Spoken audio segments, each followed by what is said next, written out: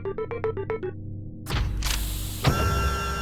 everybody, welcome to BrickVault. Today's another LEGO weekly news update. Plenty of things happened in the world of LEGO this week. I'm gonna tell you the big Star Wars reveal from LEGOCon. I'm actually recording this about an hour before the con starts right now, so I genuinely don't know what it is, but that's probably what the thumbnail and title is of this video. But we will get into this mystery set in just a little bit, and of course everything else for the week. Links to everything I'm talking about are in the description below. But first, let me just say that the custom building instructions that have popped up in the web store this week come from a designer that we've never worked with before, from Classic Bricks. This is the Wookiee Catamaran in minifig scale. Only one of these sets came out back in 2005, and it wasn't even designed the way it looked in the movie. This is an incredibly well-built model. The details are awesome. It's very strong. It's got a display stand, and it uses pieces that are pretty darn accessible. Anyways, if you wanted to get the instructions, you can find them at our web store, www.brickvault.toys. Everything's linked in the description below. And now let's jump into this LEGO Star Wars reveal that I definitely know what it is right now. All right, 2 hours have passed. I kind of sat through LEGOCon waiting for them to announce the Star Wars set, and it's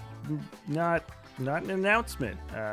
They just showed the big cruiser that's already been shown off, and I think this was just a logistical error on LEGO's part. They probably weren't planning on showing off these images earlier when they did eventually appear, and so no update was made in terms of them actually changing what they had already pre-planned for their LEGOCon. So the announcement was no announcement. You don't get to see any new Star Wars anything.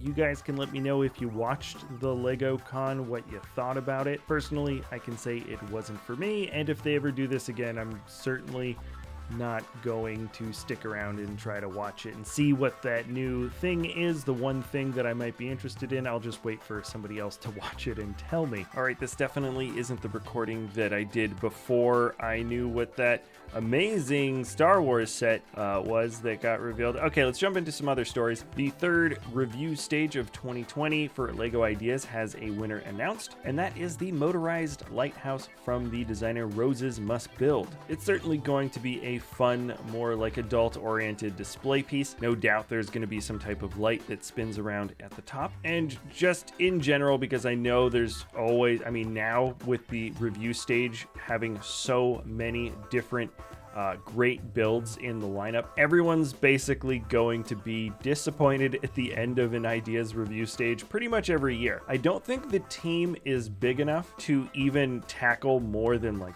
1 or 2 projects every stage, and there could be a variety of reasons why LEGO doesn't necessarily want to expand that. The fact is there's a lot more fans submitting amazing designs than I think the team may ever really have the time to tackle. So you can of course lament your set that you really wanted to have accepted for this particular wave, but I'm just happy to be getting new creative designs of some sort coming down the way, and I think this one is pretty awesome. Now I have to say, with all the different tensegrity type models that were made popular I think by JK Brickworks, this is probably one of the coolest ones, and most likely that's the reason why it ended up getting voted into the next review stage with 10,000 votes of support. This is the floating island using tensegrity by the builder Seb E. There's a wonderful contrast between the gray and trans clear muted colors at the bottom. You've got a few clouds that are just nice little transitional pieces for those trans clear lift arms in Technic, and then a very wonderfully built micro scale colorful castle on a floating island above. And it's just a nice small-ish display piece that I feel like could work as a set. Once again, a nice sort of display piece somebody could keep on a desk. That seems to be a lot of the lane, I think, that ends up coming out from the Ideas line in general. Congrats to the builder for 10,000 votes of support. And then LEGO revealed this week their first prototype LEGO brick made from recycled plastic. Who knows when or if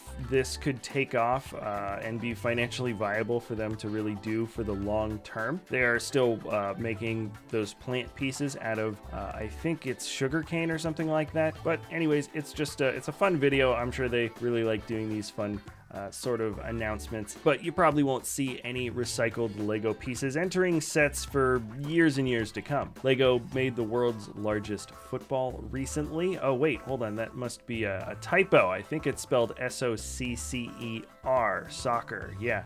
Anyways, yeah, you can see more information on that linked in the description below. The Builder's Journey game that I talked about 2 weeks ago is now officially available on Steam, Epic Games Store, and Nintendo eShop. I'll probably be checking it out this weekend if I don't get distracted with the nice weather. And there are a few other small stories that I've also linked in the video description below if you want to get a few more tidbits for the week. But man, what a big, amazing reveal that we got for that Star Wars set, eh? All right, that was it. Thanks a lot for watching, everybody. If you enjoy our content, you can always like, subscribe, comment, share, do whatever it is that you want to do, and we'll see you next time at BrickVault.